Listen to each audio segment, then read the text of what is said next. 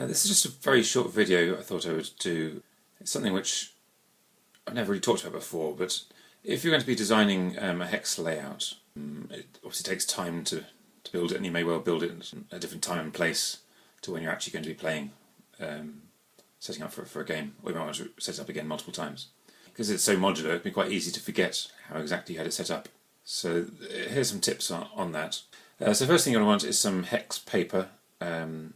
You can just draw it yourself. As you'll see in a minute, that's what I've done mostly, because I've just been sketching it quickly with what I had to hand. There's a few websites you can download hex paper from. I'll post a link in the description to the one I used, because you can sort of choose the size of the hexes and figure out how much you want to get on the page. So what I've got on here is enough hexes to cover a 6 foot by 4 foot gaming table. So here is an example I have. This was the terrain which you will have seen of a sort of a river coming out of a canyon. So that's the canyon here. These are the cliffs. So everywhere I've got, there's a cliff there. Everywhere I've got these R, that's to indicate it's a river section. So I've sort of over-labelled this really because I tried to use it for another purpose. So you can see I've included sort of the code of the hexagon. So G0 for the flat hexagons, G2 where it's got the 2 high points, G3 if it's got 3 high points. The reason I did that at the time was because I wanted to work out exactly how many of each hexagon I had.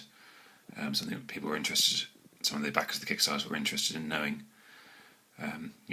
how many of each hex do they need, so I thought it would be useful to list how many I was using in the setup. But the only bit I really needed to do to record, what I found useful, was in the corner of each hexagon, where 3 hexagons meet, I write a number. So 0 for the lowest level. So you can see these G0s are all 0, right? And then as we go up here, we get 1 to move up 1 level. The G2 here starts at 1, goes up to 2. Do you see? So moving up here towards the cliff, we've got to keep sloping up so the 2s become 3s, 3s become 4 at the cliff height. And that's enough. You don't need to write in all this, the G2, G3 as well. That's kind of redundant in a way.